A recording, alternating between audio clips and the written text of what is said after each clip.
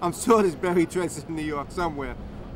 Has to be. I've heard of them like tracking areas around like bike routes and stuff like that around cities, but I've never heard of treasure hunting or geocaching. Sounds like something to do with money. Caching. Well, I can find treasures.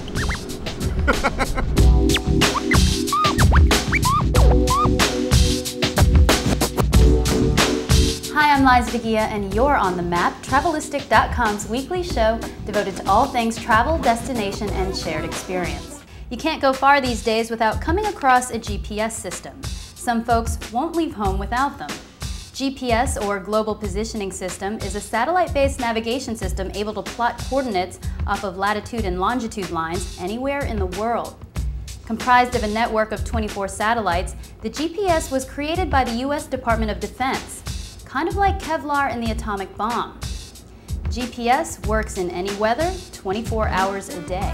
Available to the public since the 1980s, the GPS party got rocking in the 90s and has been riding high on the wave of tech innovation ever since. With hundreds of GPS unit manufacturers putting out a range of mapping devices, from handheld units to dashboard navigation systems, the future looks full of GPS options for the every traveler. Soon to be found in all New York taxis, it's only a matter of time before GPS functionality is standard in cell phones, iPods, laptops, bionic arms, and brain micro implants.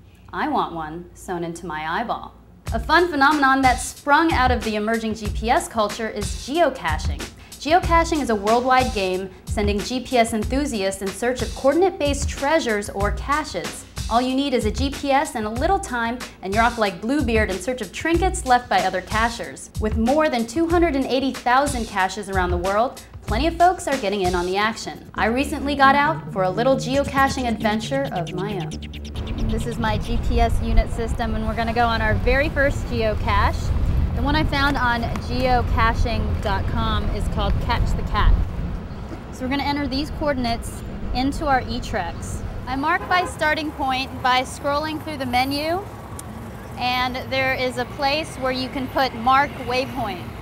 And a waypoint on your GPS system is your destination points. So we started here on 23rd Street. We have to go northwest, so I gotta head that direction.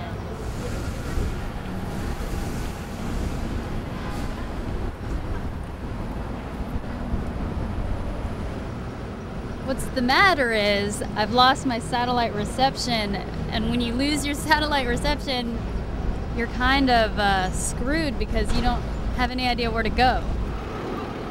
We got the satellite working again, which is good. Okay, so we need to find an orange wall and a cat.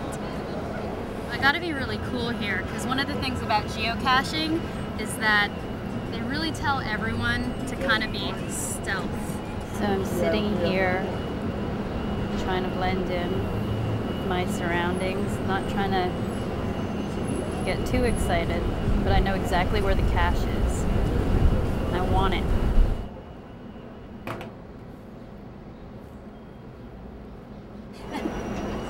I got it. It was so cool. It's on this magnetic thing.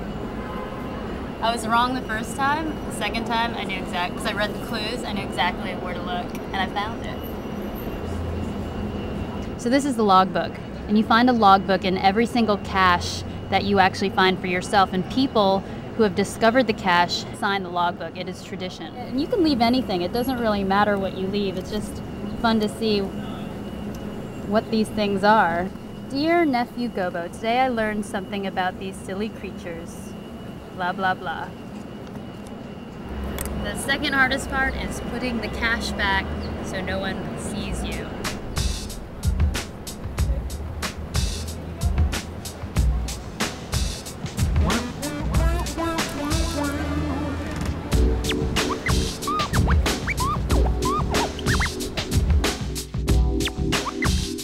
Welcome to the East Village neighborhood of Manhattan in New York City.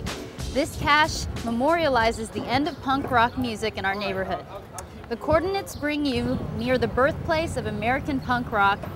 Kids will have more trouble and will need close supervision. All right, this way.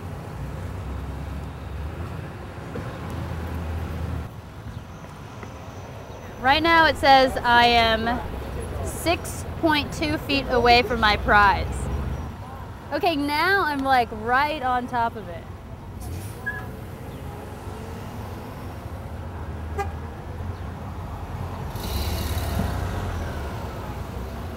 I think it's in these bushes. It's kind of gross. Like, people probably pee in here.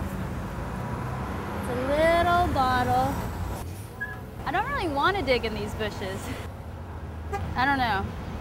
I'm not the giver-upper type, but I might give up.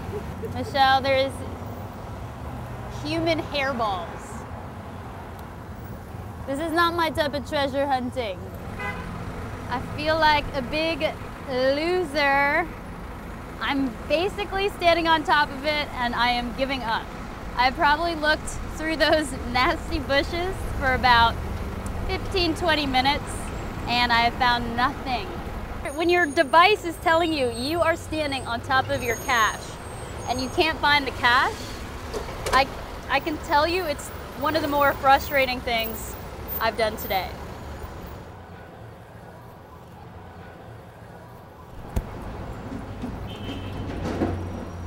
Conclusions? Well, I conclude that geocaching was a hell of a lot more fun than I thought it would be. I didn't realize the thrill I would get out of finding my first cache, and I didn't realize how depressed I would be when I couldn't find the one right here for the past 20 minutes. I'm Liza Dikia, that's all on the map. Happy hunting, and I will see you next week.